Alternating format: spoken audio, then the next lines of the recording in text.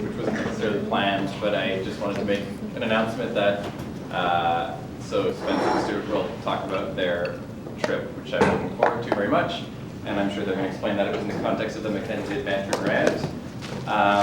So the grant is happening again this year. For those of you who, does anybody not know about the grant? Is that like some familiar faces here?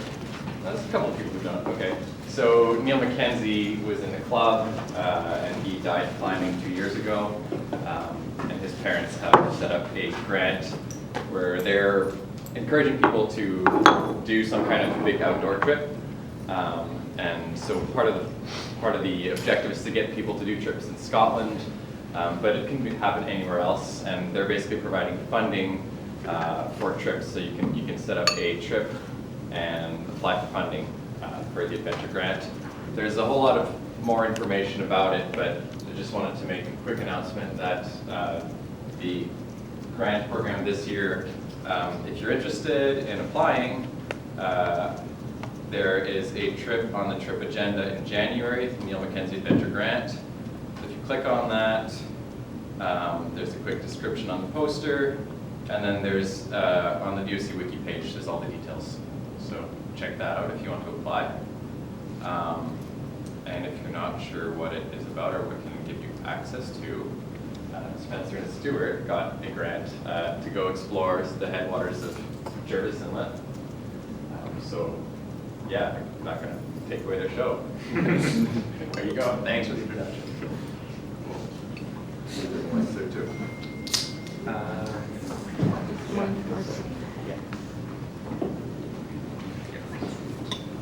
Okay, hopefully I don't plunge us all into darkness.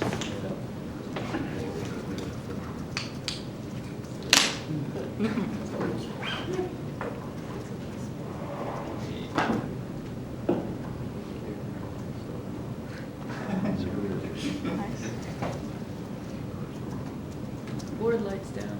Board lights down?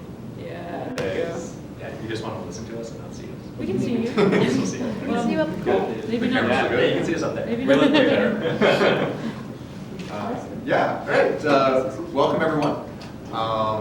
Yeah, just begin by acknowledging we are here on Musqueam territory right now, and we're going to be talking about a trip that took place on shíshálh territory.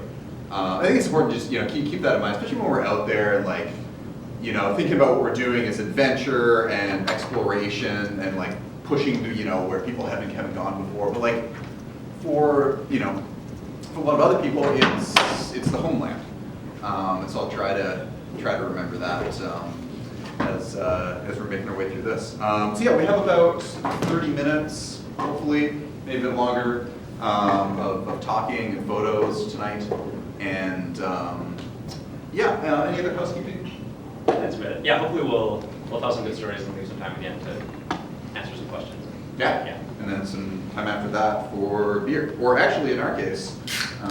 Yeah. This is the VOC standard. That's why I brought them. Cool. So yeah, I'm going to begin a bit by talking about where the inspiration for this came from. So first off, this guy, John Clark. And I think in particular, his humming traverse. So back in I think the 80s, him and John Baldwin just flew over this route. A little bush plane just dumped out some boxes of food, and then over the next 4 weeks, followed that route, which is just a big horseshoe around the headwaters of the Humming River, which runs into Toba Inlet, which is actually just north of where we went. And I thought that was pretty inspiring. It got me thinking about how what other horseshoe traverses might be out there. Next, this crew, and actually 3 kayak accessed attempts at climbing Mount Waddington, BC's biggest summit that came out of the VOC in the 2000s. So the first time they headed up Knight Inlet, and yeah, basically just got to the head of the inlet and spent 2 weeks puking and bushwhacking, and didn't even make it to the Alpine. before they headed back. Next time they had a bit more luck, they tried Butte Inlet and actually did a really cool loop on skis before they like ran out of food and bushwhacked for 3 days and calf poisoned themselves on fiddleheads. And then the final time in 2010, which is where this photo is from, they actually got about halfway up the northwest summit of Mount Waddington before getting back. But I thought this was particularly cool because these trips were all self-supported.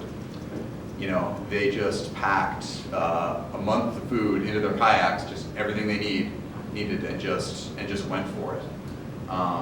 Yeah, so that got me thinking about where that we might be able to do a kayak access self-supported horseshoe traverse. But it wasn't until the Neil Mackenzie grant came about that it seemed like this might actually be financially possible. Might actually have the means to pull this off. So I cooked up an idea, but I still needed a partner. And found this guy. Here he is bushwhacking, here he is hitchhiking back from the summit of the Duffy. And it's not easy to find a solid partner for a trip like this, because you want someone with just like you want someone you can get along with for 3 weeks, but you also want someone whose judgment you can really trust. Like they have to be really solid in the mountains, but not so solid that like they're not going to come with you in the first place. So Stuart is like just right at that sweet spot, and so I pitched this idea to him, and he's going to tell you a bit about it. So it's funny listening to Spencer say this. I don't know why there weren't more red flags at the inspiration for this trip. There's some VOC misadventures that involved vomiting and bushwhacking for weeks. But yeah, for some reason, I keep getting pulled back. Spencer and I have done a bunch of trips. We have a bad habit of doing silly, self-supported adventures. I'm sure lots of people have been on trips with Spencer. Super solid guy in the mountains, but just enough crazy to keep things really interesting. So I got an email, I guess, in the spring from Spencer saying, I think he said Skakwa River Horseshoe and other hair-burning ideas, which I quickly opened, and it included a description of the trip that we ended up going on. So the original idea, I don't want to spoil the surprise too much.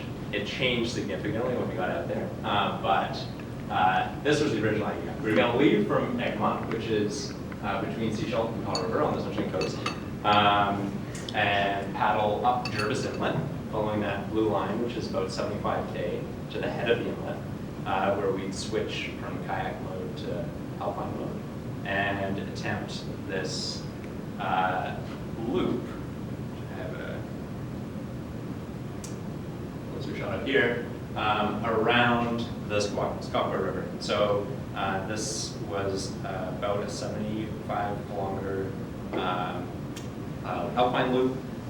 We were starting from sea level and then we were going to do this, clockwise, as we're looking at it here. So first climbing up Mount Albert, and then following along the western side, the North Powell Divide Trail, which is actually a John Clark route that has been done at least a handful of times. And then as we got to the back of the watershed, turning east and coming down the eastern half of this route, which to our knowledge has never been done. A couple of those peaks in there have been climbed by sort of very random parties, but no one's tried to link them all together as a traverse. So that was basically our trip plan. We spent quite a while preparing for it and doing research. This will give you kind of a sense of the head scratching that went into this. It was really challenging to find much information about this area, especially the eastern half of the route. And it covered some pretty challenging terrain. And I mean, we tried to get photos and trip reports and look through old ACC journals and talk to anyone we could. We didn't be anywhere near there. But it was hard to evaluate the little features that could be impasses for us. And it was also really hard to find out what the condition of the valley was like, because we were hoping to have a fairly straightforward time getting up into the Alpine by following old logging roads, and wanted to know about the condition of the logging roads in the valley as a bail option in case we ran into any difficulties. Unfortunately, it turned out that they were terrible conditions and basically impassable. Yeah. That's what we say. So other than scratching our heads about Google Maps and trying to figure out what we could on the route, we also spent quite a bit of time getting our food together. This is the longest self-supported trip that I've gone on. We were out for 23 days and had some extra weather days and kind of flex days of food out with us as well. And yeah, it was amazing how much prep that took to get ourselves ready to head out for that long. In addition to getting the Mackenzie grant, we also got some funding from MEC, which was amazing. And I would highly recommend folks check that out, their adventure grant program. So we also made some frantic trips to MEC to pick up some gear. Yeah. We ended up buying a $100 round of cheese for our rations, and it was worth every cent. We also have this. We have one lunch left. We miscounted, so I'll just pass this around while we'll keep it going. So yeah, now we're gonna actually do this. So this is Hannah, Stuart's partner, and she dropped us off, like any significant other in the VOC. But she took it to the next level because she came straight from her night shift to drive the car back. So she was, total hero. Stuff actually fit better than we thought. 3 weeks of food and mountaineering gear fit pretty reasonably into the kayaks. We just kind of strapped the packs on top with a couple garbage bags and put the pointy bits in there, but it mostly worked. We had a great paddle in, super calm. It was overcast for the whole time, which is a little bit strange because we had been warned about how nasty these inlets can get. The wind can really kick up, and I think Christian and Lean on one of those expeditions I was talking about earlier even capsized. We had nice smooth days, pretty much all the way in, and rolled in after 3 days. The camping, however, was not the greatest. The inlet is gorgeous, but the camping is subpar, and I can understand why Jervis is not the world's greatest kayak destination. This is a tent pad that we built. I conscripted Stuart into this effort. It involved a full hour, I think, of filling up dry bags with small stones and laying them out there, but it was perfectly flat and just worth every second of it. Yeah, I'll say that, so every time you go on a big trip, I feel like you inevitably learn something about your trip partner that you didn't know before. And Spencer and I have gone on a lot of trips, but they've always been in the winter, and so it's never come up. Spencer's fastidious dedication to sleeping perfectly flat. But a lot of this trip is my dedication to sleeping, period. Yeah. I just I can't stand it. Yeah, but it's gotta be immaculately level. So we spent a lot of time making these beautiful tent pads. So I'd recommend you go back to Jervis and It'll just still check out these tent pads. I mean, they are. Yeah. Also, speaking of exquisite. sleeping, my sleeping pad had this baffle failure that led to a whole line of holes, and I was never really able to patch that. So it was pretty much sleeping on a half deflated pad with my bum and my back just on the ground for the rest of the trip. Lines and stuff like that. Okay, you're good. All over it. Yeah. Cool. So yeah, just Stuart filling up his water bottle with this fantastic little creek here. And yeah, rolled into the inlets after 2.5 days basically. Started pretty late on the first day, and yeah, right on schedule. Yeah, right on schedule for this. Yeah, maybe I'll go back. Yeah, it was amazing. So we had this overcast paddle in, and then we arrived, and right as we arrived into the inlet, the weather broke, which was perfect. So the next, we basically stashed the kayaks, set up a food drop, and switched over into alpine mode, which was technically the first time we'd actually put everything into our backpacks. We got pretty close and kind of eyed it up, but that was a moment of truth, and fortunately it worked, and it was moving. But they were super, super heavy, because we had 15 days of food, and snow travel, and climbing gear in there, so yeah, they were monstrous. So we set out from the head of the inlet, started working our way up the valley towards Mount Alfred, and the logging roads that we hoped would be fairly passable were classic coastal UBC bushwhacks. So it was fairly passable. They were We did it. passable, yeah. Although by the end of the first day, we had got that far, which was a grand total of 3 kilometers from the boats and 350 meters of elevation gain, which was a pretty punishing reality check for our first day out. We had a 1 kilometer bushwhack that took us 2.5 hours, and yeah, I was pretty wrecked by the end of the first day, which was not ideal. To set this up, because our bail options looked just so dismal, we decided basically that the only way we were really willing to give this a try was if we could make it halfway around with, like plenty of food left, more than half of our food, and if we got stuck on the eastern half, loop all the way back around.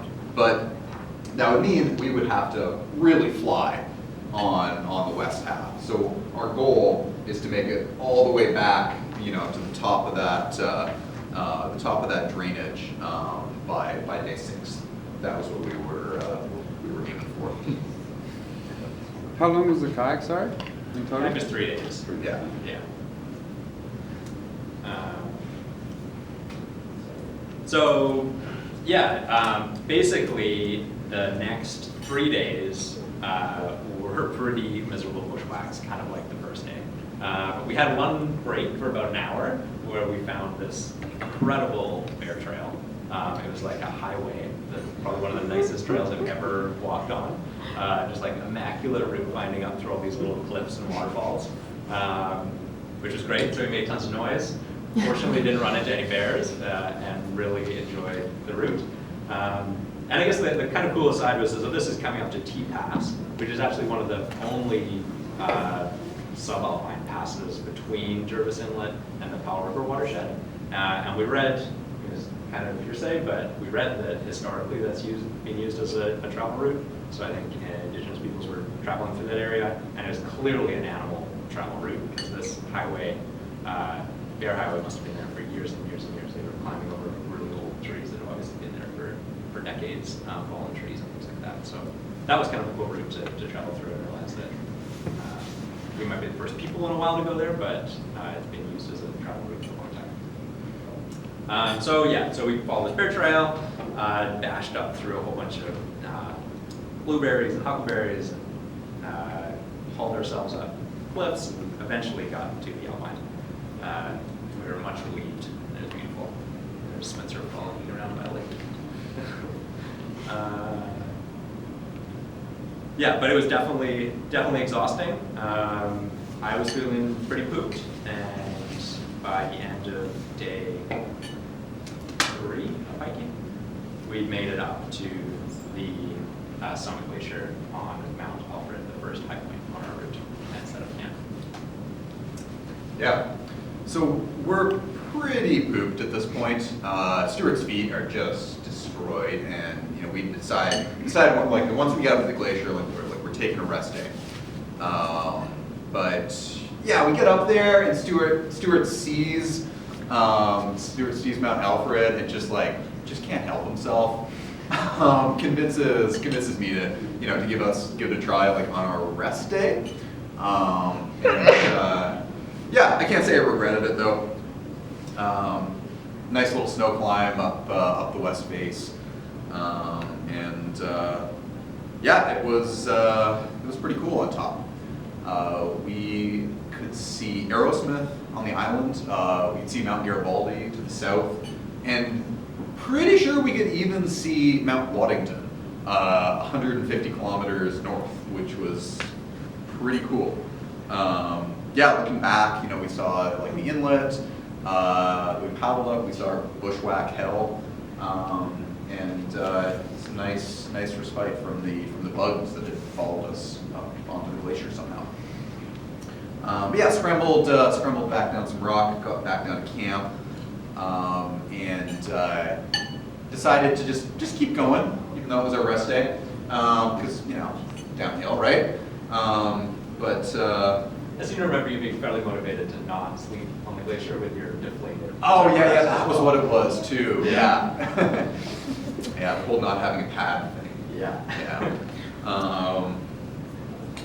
Yeah, the getting off Alfred though was adventurous. Yeah, the slope that no one had really mentioned in the other trip reports turned out to be a lot harder going down than getting up. Just a mix of steep heather and waterfalls and cliffs. And it started to get dark. It hits about 7 o'clock, and we just see this slanting rock that's just big enough for our tent. We pitch it there, but then we're not actually sure if it's going to stay on the raft the entire night. So we actually anchored it to a rock horn, just to be sure. It actually wouldn't have been good if it fell off there. Yeah, so the next morning, yeah, we actually do a little bit more bushwhacking. Just another shot from getting off there, and finally take a break during the day. So we take a half day off to compensate for our failure of a rest day the day before. Yeah, Stuart gets just this fantastic picture of the mountains up there.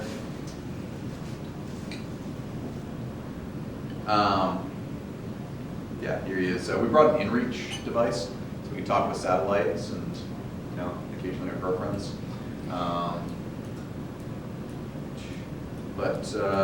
Yeah, we're pretty badly behind at this point. So it's been 4 days, and we're not making up the time that we need to. So our last hope is to basically spend, be able to just fly along the North Powell Divide. But yeah, the terrain kind of has some other plans. It's burly, and it was pretty hard to be moving at the speeds that we needed to. Not insurmountable, just second and third class. But with the amount of weight that we were carrying, it was it was hard to be doing more than 10 kilometers a day. Yeah.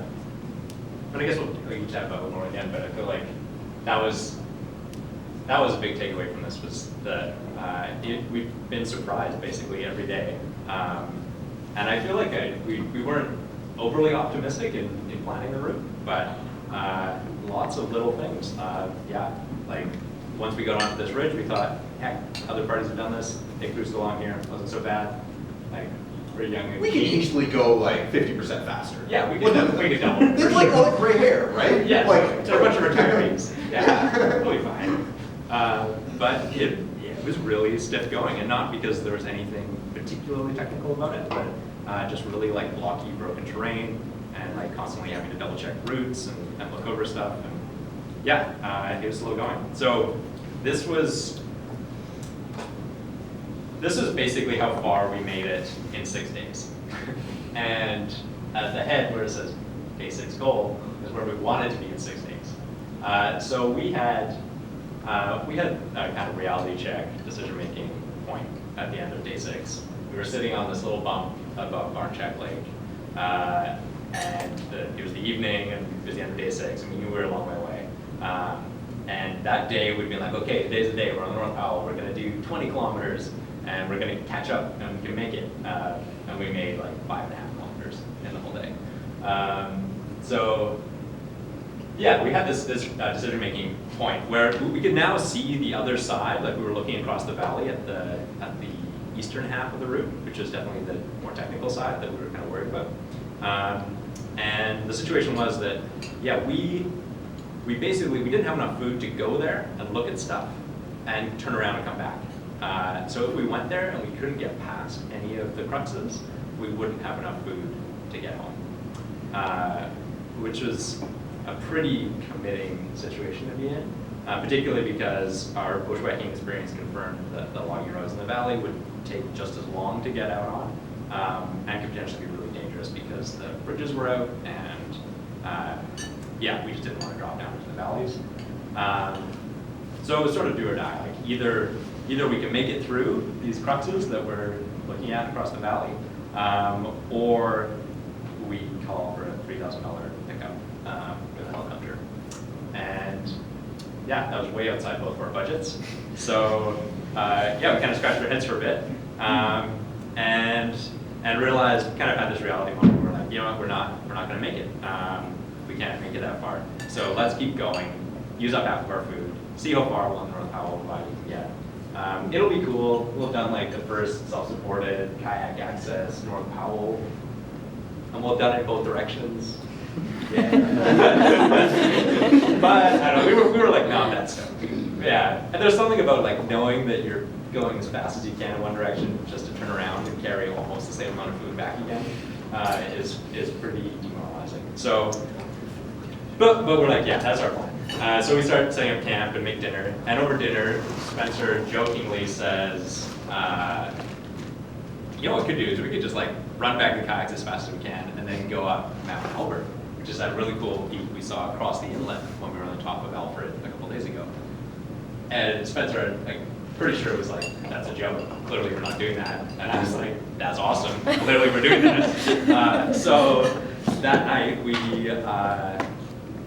hadn't done any research on Albert because it was off of our route. Fortunately, it was just on the edge of one of the topo maps we had, so we could see most of it on a topo map, and we'd taken one picture. So we were looking at the camera, trying not to use up too much battery, like zooming into this one photo we had, being like, get on there, like, is that somewhere we could go? And we decided we should go there.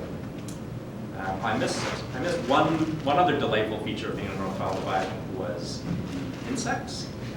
I had never, like, I've gone to a lot of buggy places, and I've never seen bugs like this. Like, it was out of control. For every insect you can see in this picture, there's probably like 50 other ones. It's like 35 degrees there, and I'm wearing my rain jacket to try to keep them off me. And this was at like 2,000 meters. Like, they were up on the glacier, everywhere. So, yeah, we were exhausted, and we couldn't take breaks because when we stopped, we would get eaten alive. Like, horseflies, everything.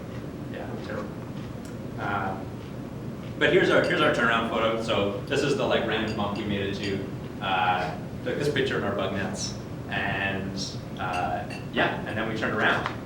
Here's the picture we had of Mount Albert. It looked really cool, and we figured we should go over there. So we basically spent the next 4 days racing out as fast as we could back to the kayaks, and 10 days later we made it back to the headed inlet. Yeah, and so we were back, 10 days later we're back at the headed inlet. We've got 5 days of food left before we have to start paddling out. have our 3 days to get out. So this 5 days includes all our like weather, flex time, and everything. But we feel pretty stoked about having another shot and doing something cool while we're out there. Yeah. But yeah, before we do, we decide a rest day is again in order. Yeah, Stuart not only like took boots that he'd actually like never worn outside of his house on this trip, he also managed to like stub his toe and just like take a big chunk off of it before he stuck it into the boot for, you know, for 2 weeks of alpine suffering. And so yeah, he was so excited to see his sandals when he got back. He was really stoked about that. Yeah, and we're hanging out there that night and see this helicopter just like come visit us. Starts hovering right over the inlet. Like we're figure out what the heck it's doing. Like maybe like some researchers or something. But yeah, then someone gets out like onto the rails of the helicopter above the inlet, and like opens up that gear hatch you see there, and just chucks out a crab trap. And they fly off. Crabbing, yeah. Yeah, and then they come back the next day. I really hoped that they were just gonna like use actually pull it back up from the helicopter, but like I guess they weren't like that good at pilots. But yeah, they land on the beach and convince the yachters who were staying there to lend them their Zodiac to like go out to get it.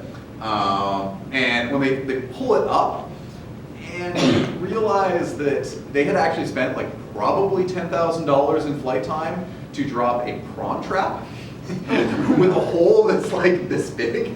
So of course like they got no crabs.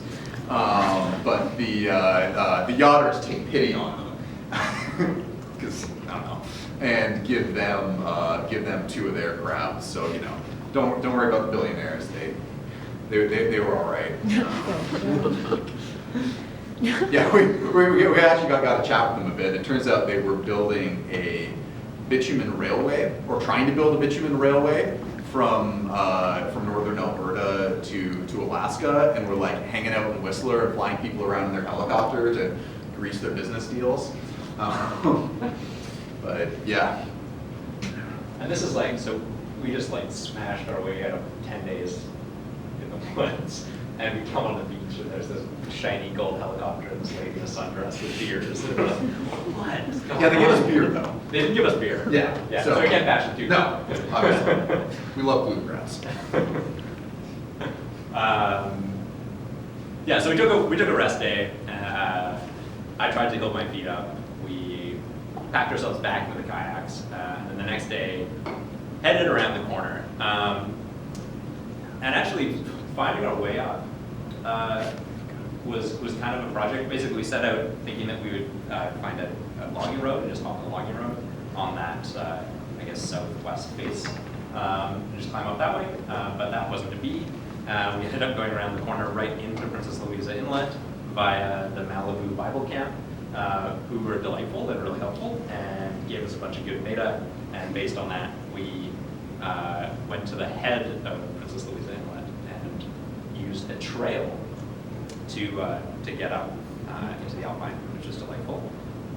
I should mention that on the way in there, we were told to look out for a dock that said private property, because it belongs to some anonymous billionaire who comes in once a year with his private yacht and his helicopter and crew of trail builders and laps his private mountain bike course, which is on the north side of Princess Louisa Inlet. This is like probably one of those beautiful fjords, picturesque fjords on the BC coast. This guy owns like half of the north side of it and has private mountain bike trails on it. The coordinates of the trailhead are in the trip report. And needs to happen. That would be a really fun mountain bike coach. There's no up track though. There is. It's just a helipad at the top. Yeah. But it would feel so good.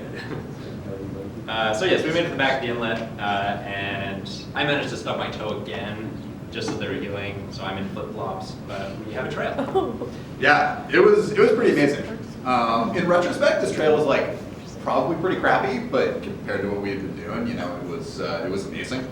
Yeah, get to the Alpine after just like a half day. That's pretty fantastic, and it is really cool up there.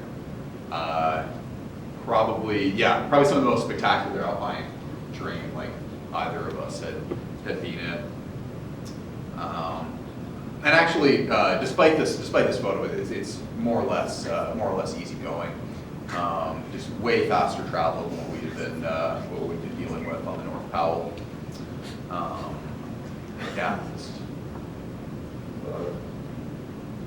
Apparently that's called glacial fluting, like when rocks form like ball bearings at the bottom of a glacier. Scratch those cool patterns. Yeah, but just long granite ridges, nice walking. Stuart looking out over Mount Albert. John Clark, background of our campsite. So, yeah, next day did some more granite ridge walking and took this glacier that the Malibu guides call the Bon Bon Glacier.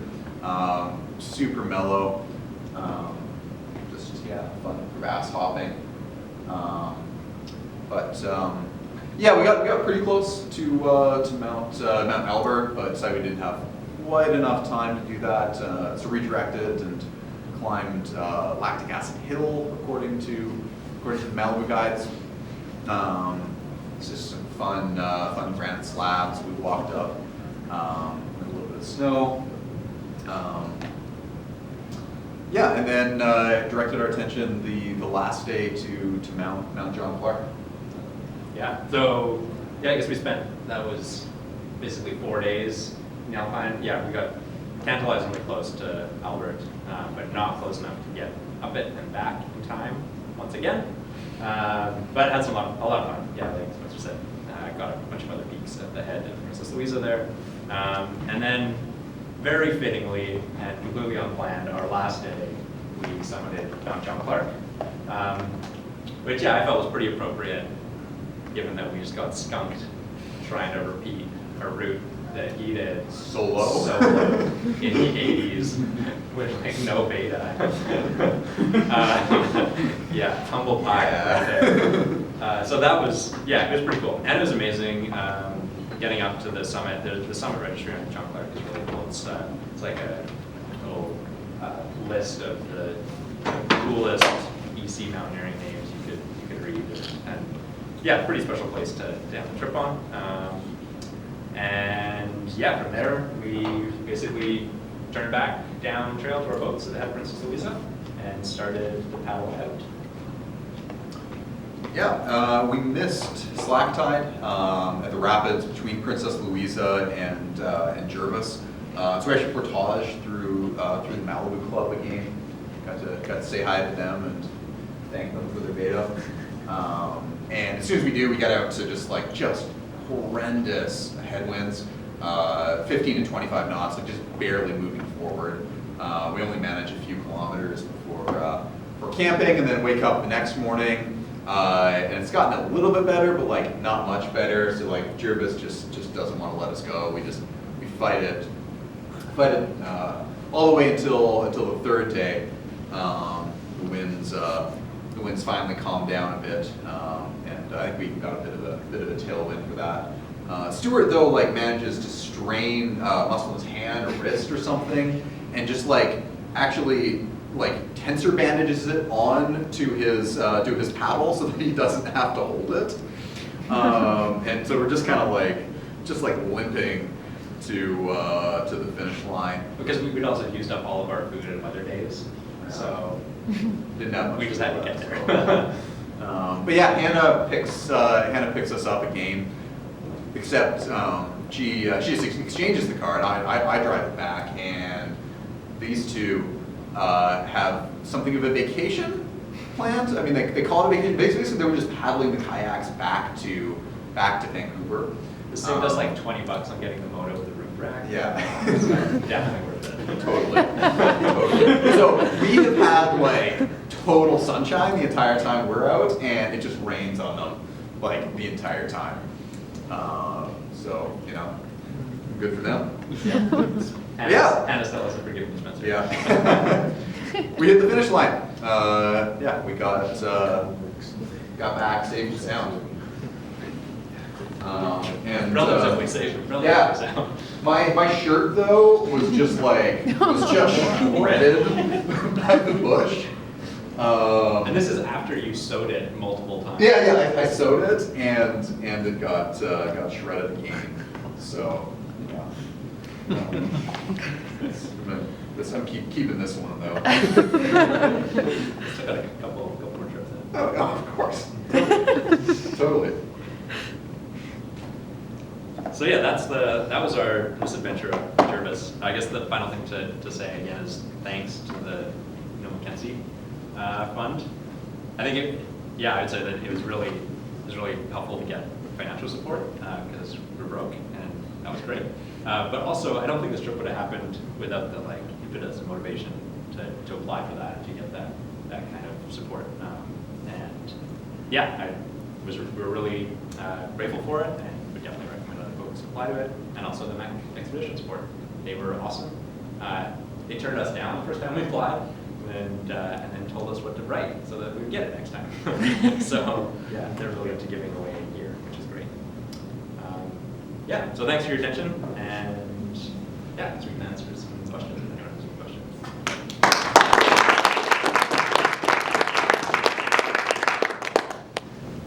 That's a quick one. So the trail you took out that said BC Parks does not recommend the use of this trail. Is it actually a BC Parks trail though? Like who maintains that? Yeah. What was the? We came up with some silly logical consistency. Well, it said this trail is not marked or patrolled, which we figured out meant that it was marked and patrolled. Yeah, we applied our logic 200. Yeah, because if it's not marked or patrolled, then it's either marked and patrolled, or neither marked nor patrolled. And it was clearly marked because there were the trail markers. So it was just a really roundabout way of saying that it was marked and patrolled. But yeah, I'm not entirely sure if it's actually maintained by BC Parks. I think they kind of just want to wash their hands of it. I think that it might be the Malibu Young Life Bible Camp folks. Yeah. I think do a lot of work to maintain trails and build trails and stuff up there. But I don't know how technically allowed they are, so I think it's maybe kind of under the radar, them and the warden that's out there, because there's a warden cabin and a pretty well-maintained dock at the end of Princess Louisa. Yeah. So it's a good trail, pretty easy to follow. Awesome. You heard some stories about being up there and in the whiteout with a Bible camp group that was also nearby and it started making sounds to try to locate the two groups in a complete whiteout or something years ago. So yeah, they're there often. I think whoever is in charge of the Bible camps use the trail a lot to just get up there. Yeah, it was amazing. The access was super straightforward, and the terrain was amazing. Such a playground up there. These beautiful peaks and glaciers, and random ridges and stuff. We were up there super recently. I'd definitely go back. It was a cool spot. So the original idea, which changed due to scheduling, was to do it as a ski traverse. Now that you've kind of seen it a little bit, is that sillier to consider a ski traverse, or would it make it easier? Do you have any thoughts? I mean, my guess, not that I've done it, but that it would probably be something similar to the Tantalus Traverse. It's the east side. It seems like that's kind of what those mountains are closer to than any of the John Clark, John Baldwin traverses. But on the other hand, I mean, the Tantalus Traverse goes. People do it. Yeah, I mean, I think doing it self-supported is pretty bold, and I'd be seriously impressed if anyone pulls that off. But yeah, I mean, there looked like there were parts that may have been easier on skis. Yeah, it's funny. I think we expected, especially on the western half, the North Powell Wide side, to have those classic long granite ridge lines that are just smooth and super fast. if they were covered in snow, you could just rip along with skis. But it wasn't little blocky like cliffs and gullies and stuff. So, I mean, we'd go fast, you move faster on skis, but I don't know if you move that much faster, even on the easier half of that circuit. So, yeah. That bushwhack would have been hell on skis. Disgusting. Oh, God. Yeah. So In did- terms of food, did you guys carry 12 days of food in your backpack or an 8? We started with 15 in Okay. our backpacks, yeah. Did you consider like weight? I know like that one freeze drive is pretty heavy, I thought, but I don't know. Yeah. If anything, we packed too light on the food. Yeah, we were pretty hungry. Like, well, just like a little bit. Yeah, We it was finished our probably lunches every perfect. day. Yeah. Yeah. How much weight, just food, did you carry per day? Well, it was actually a little bit under a kilo a day. Yeah. So like, I mean, unless we moved to really, really fatty stuff, yeah, I don't know if there was much weight to cut on food. Yeah. Where did you get are those your kayaks or did you rent them? One's my kayak, and one's Spencer's dad's. Yeah. No, when you guys say a kilo per day, it's for 2 people, right? No, per person. No, Kilo kilo each. Yeah. Okay. Yeah, I thought it was a lot when we were setting out, but like, if we had any less, we were happy. So did you get much of a look at the east part of the horseshoe? We got some really good looks at it, yeah. Yeah, if anyone is thinking of going up there and trying that east half, we would have a whole lot of data and photos. There's like a couple key correct sections that looked really challenging that we got a pretty good look at and some good photos of. Yeah, So the it looks group, pretty cool. the groups that just did the west part, like how did they get off on the ends, like when they finished? So, yeah, I'm glad you asked that. They usually have 3 food caches and get flown from and to either end. Yes. Which I would also highly recommend. If you want to go back there, make it way easier. Do you think, so when you guys were trying to get to the outline, were you following overgrown logging roads for the first couple of days, or were you in the bush? We were. It was a mix. Yeah, it was a mix. But like 2/3 of the way would have been through like logged valley. We weren't necessarily always on logging roads, but we came out on a route that was just a logging road the whole way. So there wasn't really any old growth left in the valley? Until we hit the bear trail section, Yeah. that was old growth. And that was like the last little push up from the valley into the, like basically the tree line. The whole valley has been logged very extensively. I don't think there's any low elevation Yeah, growth left, yeah. nothing that we want. How badly overgrown were the logging roads? It wasn't that bad. There It was like- there were sections that were pretty bad and sections that weren't that bad. Yeah. Were they faster than the forest beside them? Yeah. And because the forest beside them was like clear cut slash.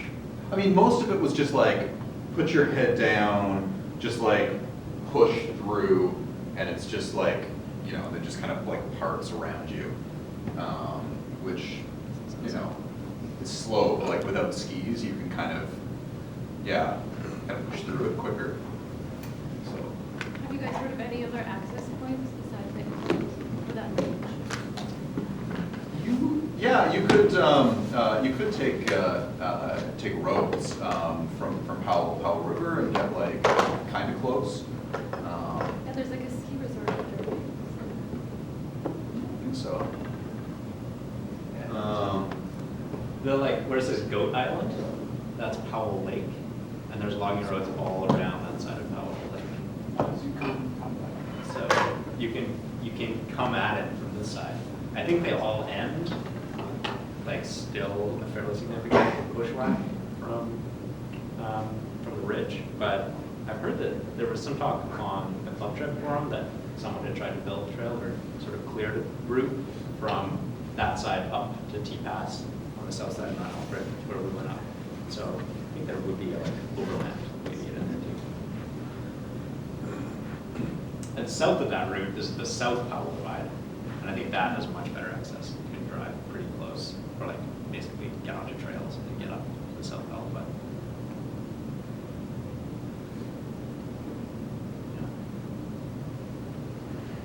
You said you liked the horseshoe that the other guys did, both John Baldwin and Clark.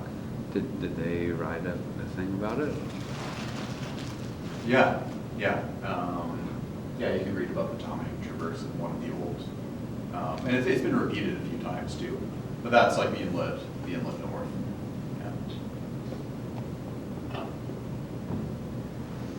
Not to go on about your food weight, but like that lunch you were passing around, it had a weight on it. I think it said, unless I misread it, it said 1 kilo. Yeah. Which suggests you had like 3 kilos a day. Not, I mean, maybe I'm misunderstanding. So the bulk of our food was lunch. Like basically we'd eat breakfast and 20 minutes later we'd start lunch. And we'd eat lunch in like 5 installments all day and then we'd make dinner. So I think breakfast was like 200 grams each. Whoa. Both of us just hate granola and oatmeal. So yeah. Never eating that again. It's terrible. So yeah, we just like lunch started super early. And so it was like 200 grams for breakfast, right? Maybe. And then kilogram for lunch and 500 grams for dinner. So then it worked out to be. Yeah, about a kilo each. Yeah. Yeah, Yeah, interesting. totally. Yeah, 200 each for breakfast, 500 each for dinner, 500 from that. Yeah. Do you think maybe you could have carried less technical equipment? Like, did you have a 60-meter rope with us? Yeah. Yeah. So we had 60-meter rope, 2 pickets, 2 screws, and a tiny rack. The logic being that we needed to go pretty heavy on the snow and ice protection, being a 2-person rope team, and that the 60-meter rope might be really necessary for some of the rappels on the east half. But for what we were doing, we could have easily gotten away with a shorter rope. So yeah, I mean, we'll never know because we weren't on the actually on the east half. Although yeah, I think we planned that when we had a more optimistic view of some of the crux sections. And when we got out there and looked at them, we kind of wanted more rockier because they looked like stiffer terrain than we had hoped from across the path. So what was the most technical thing you ended up doing? Just like glacier travel, and do you rope up for that, or? And that was pretty much it? Yeah, there's some pretty cool ice walls, so we get to skirt around. And we climbed that snow face, which is not, the snow was really nice, so it was pretty quick, easy going. But yeah, I think it's just a bunch of glacier travel. Fourth class stuff that we didn't rope up for, but yeah, the rack didn't get used or anything. It did get you, well, you were going to use it to secure our tent. Yeah, but I found a rock horn instead. Yeah.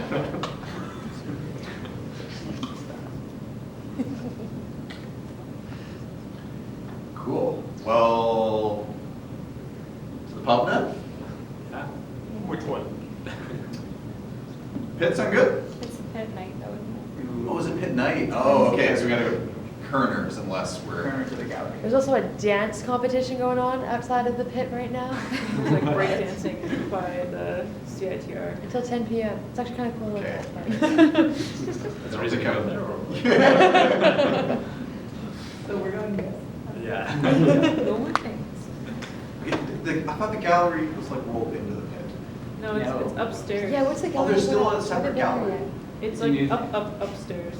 But I'm They're not on the sure. top floor. They took over this really expensive restaurant that nobody went to, and then it got shut down, and they bought the gallery back, and now the gallery has a sweet spot. Oh, I didn't know that. Okay, so the gallery then, that's where we should Are go. they open? They should be, right? Check Like it core out. business plan. Okay. Yeah. Well, also guys, I'm selling everything up there for someone. It's all cheap. Sorry? Yeah. Yeah, so if anyone, Message board. take a look. And, I guess we'll reconvene at the gallery. Thanks for making that.